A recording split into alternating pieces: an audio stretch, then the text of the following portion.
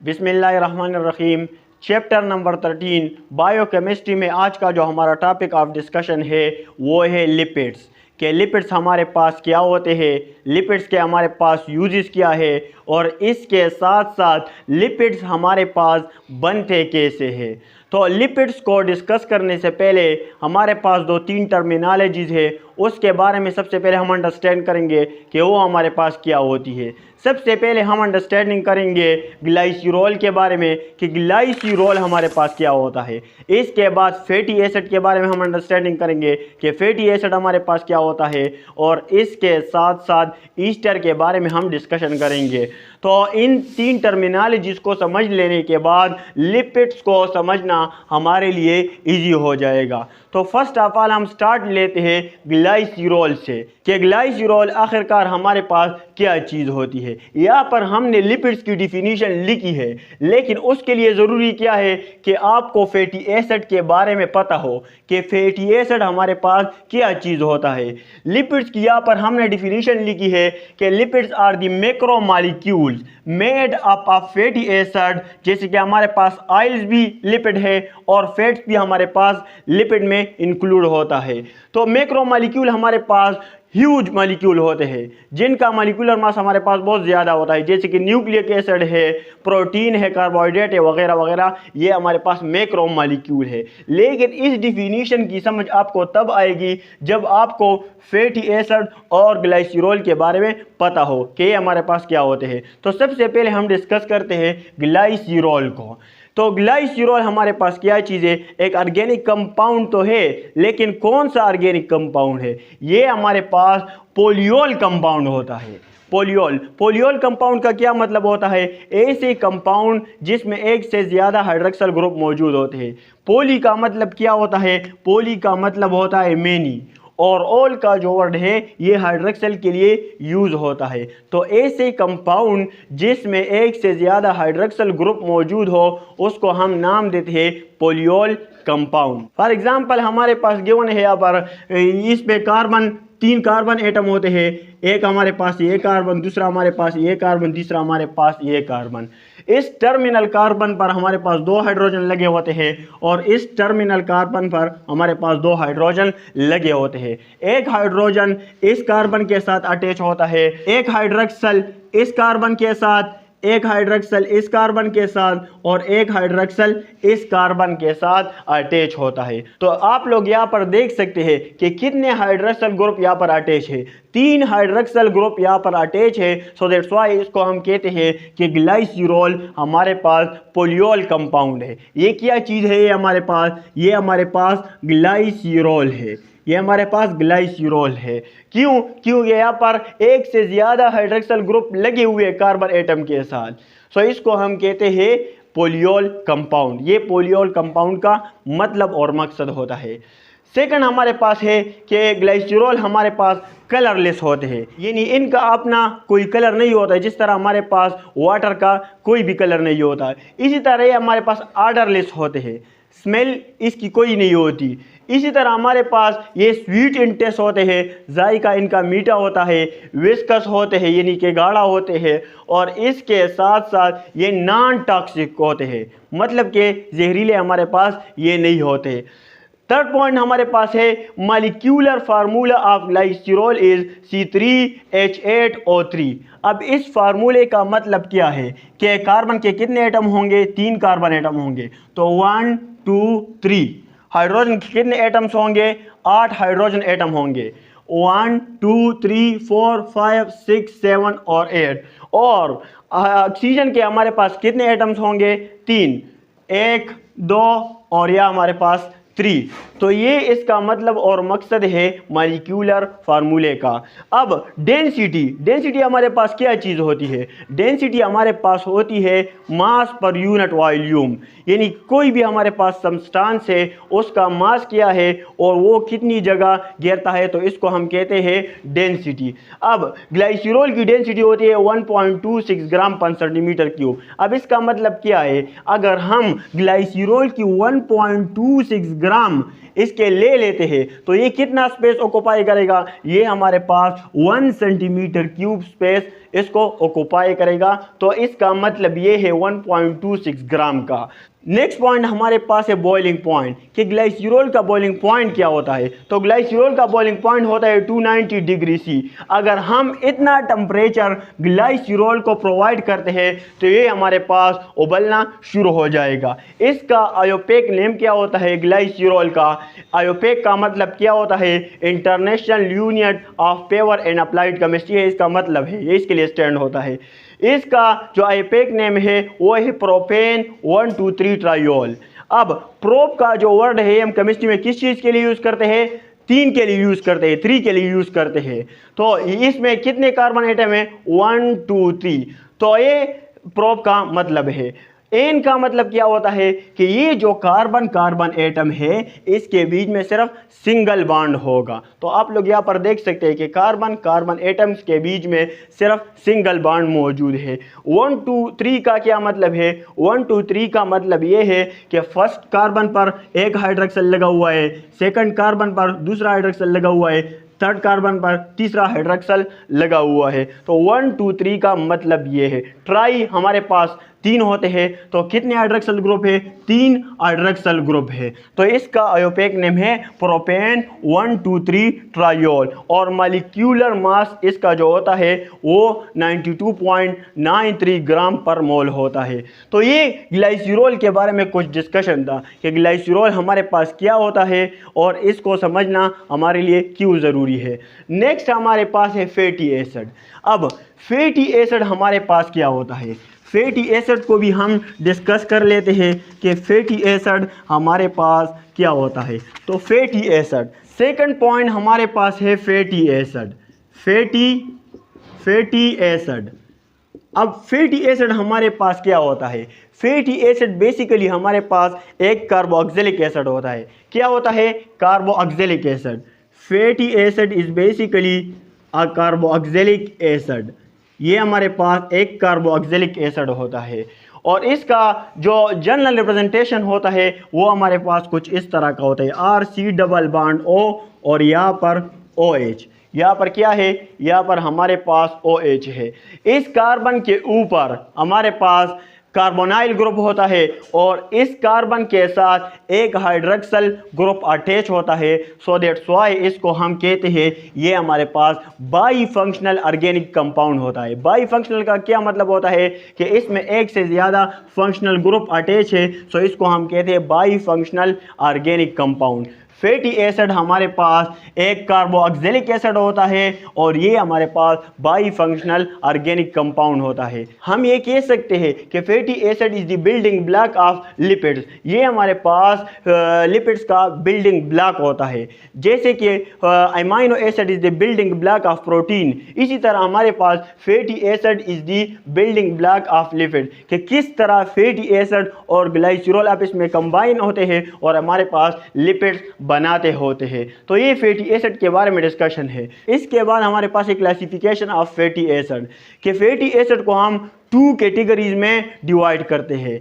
एक हमारे पास जो इसकी क्लासिफिकेशन है वो है on the basis of chain length कि चेन लेंथ में कितने कार्बन एटम अटैच होते हैं। सेकंड हमारे पास है on the basis of saturation. तो सबसे पहले हम डिस्कस करते हैं on the basis of chain length. सबसे पहले हमारे पास है short chain fatty acid. Short chain fatty acid ऐसे फैटी एसिड जिसमें हमारे पास कार्बन एटम 1 से लेकर 5 तक कार्बन एटम होते हैं, तो इसको हम नाम देते हैं short chain fatty acid. Next हमारे पास है medium chain fatty acid. Medium chain fatty acid ऐसे फैटी एसिड जिसमें हमारे पास 6 से लेकर 12 तक कार्बन एटम होते हैं, इसको हम नाम देते हैं medium chain fatty acid. Third हमारे पास है लॉन्ग चेन फैटी एसिड। ऐसे फैटी एसिड जिसमें 13 से लेकर 21 तक कार्बन एटम अटैच होते हैं, इसको हम कहते हैं लॉन्ग चेन फैटी एसिड। और फोर्थ नंबर हमारे पास है very long chain fatty acid. ऐसे फैटी एसिड जिसमें 22 से ज़्यादा कार्बन एटम अटैच होते हैं उसको हम नाम देते हैं very long chain fatty acid. Second हम क्लासिफिकेशन करते हैं फैटी एसिड की on the basis of saturation, कि ऐसे फैटी एसिड जिसमें कार्बन कार्बन के बीच में सिंगल बॉन्ड होता है तो उसको हम कहते हैं कि ये हमारे पास सैचुरेटेड फैटी एसिड है। और ऐसे फैटी एसिड जिसमें कार्बन कार्बन के बीच में एटलीस्ट वन डबल बॉन्ड हो तो उसको हम नाम देते हैं अनसैचुरेटेड फैटी एसिड। और फैटी एसिड हमारे पास कार्बोक्सिलिक एसिड होता है तो इसका जनरल फार्मूला हमारे पास होता है RC डबल बॉन्ड OH, ये इसका जनरल फार्मूला है। और ये जो डबल बॉन्ड है इसकी काउंटिंग हम नहीं करेंगे क्योंकि ये फंक्शनल ग्रुप का डबल बॉन्ड है। यहाँ से हम काउंटिंग स्टार्ट करेंगे इस एल्काइल ग्रुप से। तो ये फैटी एसिड के बारे में डिस्कशन है कि फैटी एसिड हमारे पास क्या है और इसकी क्लासिफिकेशन क्या है। थर्ड जो हमारे पास टर्मिनोलॉजी है जिसको समझना हमारे लिए बहुत ज़रूरी है वो है ईस्टर। ईस्टर हमारे पास क्या होता है? ईस्टर भी हमारे पास बाई फंक्शनल ऑर्गेनिक कंपाउंड होता है। ईस्टर हमारे पास क्या होता है? थर्ड हमारे पास है ईस्टर हमारे पास क्या है? ये भी हमारे पास बाई फंक्शनल ऑर्गेनिक कंपाउंड है। बाई फंक्शनल का क्या मतलब होता है? जिसमें दो फंक्शनल ग्रुप होते हैं। फॉर एग्जांपल हमारे पास गिवन है Easter RC double bond O और यहाँ पर हमारे पास R। इस R डैश का मतलब ये है कि ये हमारे पास कोई भी अल्काइल ग्रुप हो सकता है।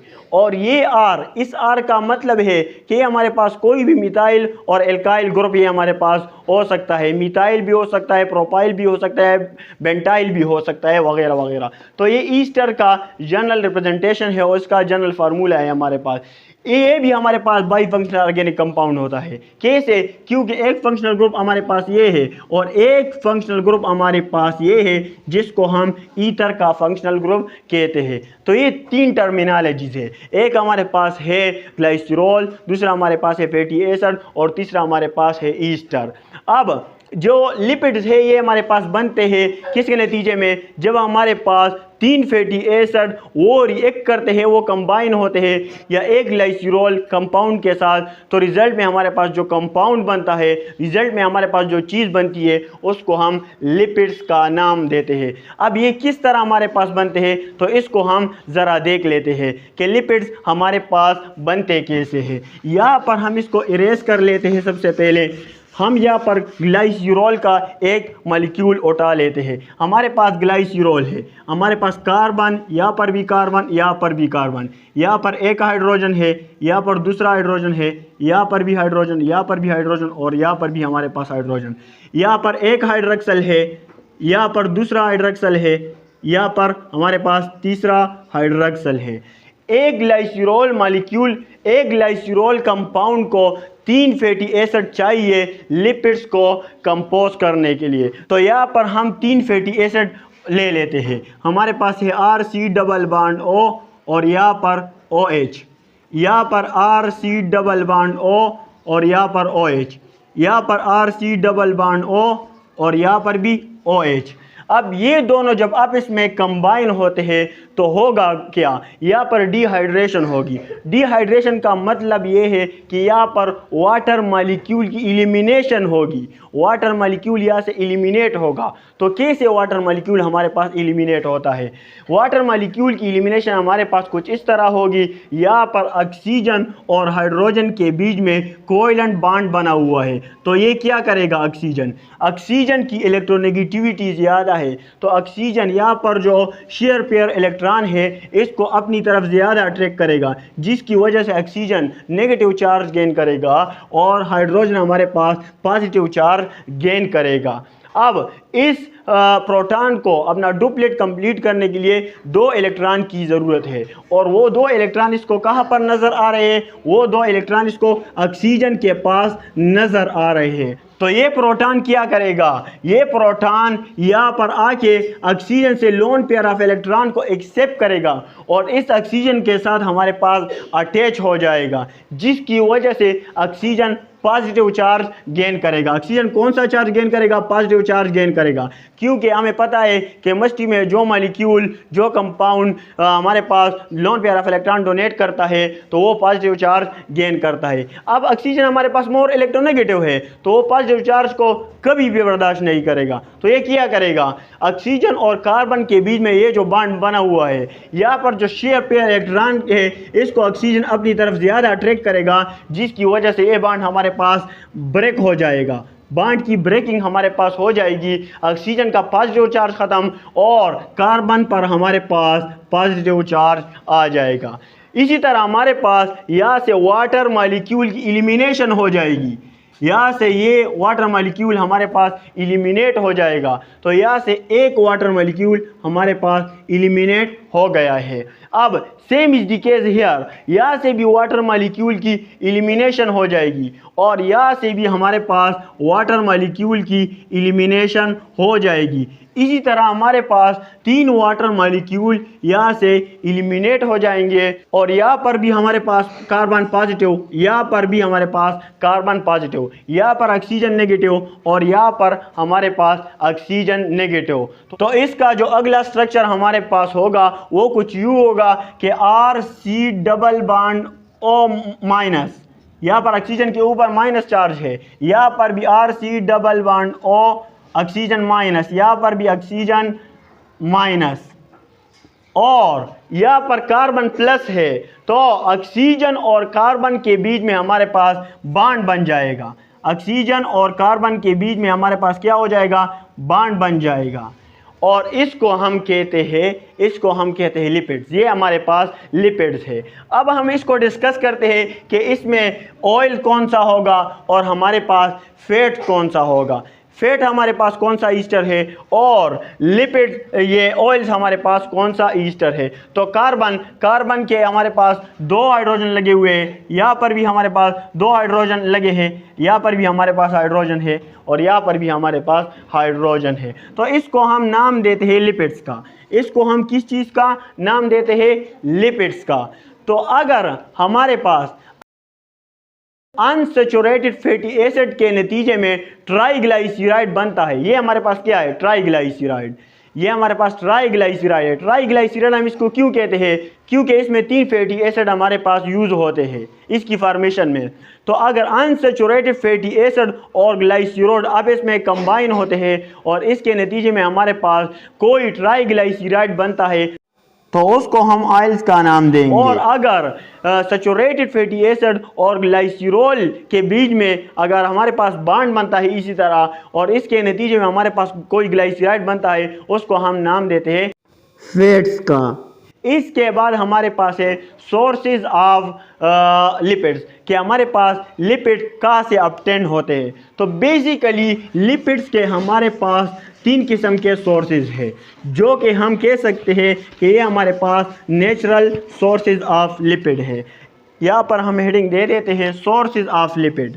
सोर्सेज ऑफ लिपिड, एक हमारे पास है एनिमल, दूसरा सोर्स हमारे पास है प्लांट्स, तीसरा सोर्स हमारे पास है मेरीन एनिमल। तो एनिमल से हमारे पास कौन से टाइप के लिपिड्स ऑब्टेन होते हैं? एनिमल से हमारे पास एडिपोज टिश्यू, ये हमारे पास सारे के सारे हमारे पास लिपिड्स है। इसी तरह प्लांट से हमारे पास इसके सीड्स में हमारे पास लिपिड होते हैं, जैसे कि कोकोनट ऑयल है, नट ऑयल है, हमारे पास सनफ्लावर है, ये हमारे पास सोर्सेज ऑफ लिपिड है। इसी तरह फिश ऑयल है, ये हमारे पास मेडिसिन में भी बहुत ज़्यादा यूज़ होती है इसकी। तो मेरीन ऑयल है, फिश ऑयल है, वगैरह वगैरह। सो ये हमारे पास सोर्सेज ऑफ लिपिड के बारे में कुछ डिस्कशन था। अब हम आते हैं लिपिड्स की तरफ। यहाँ पर हमने इसकी डिफिनीशन लिखी है कि macromolecules made up of fatty acid, ये हमारे पास फैटी एसिड से बनते हैं। तो किस तरह फैटी एसिड से बनते हैं? जब फैटी एसिड और ग्लाइसरॉल आपस में कंबाइन होते हैं तो हमारे पास लिपिड्स बनाता होता है। अब वो लिपिड हमारे पास या तो ऑयल्स होगा या तो हमारे पास फैट्स होगा। ऑयल्स कैसे होगा?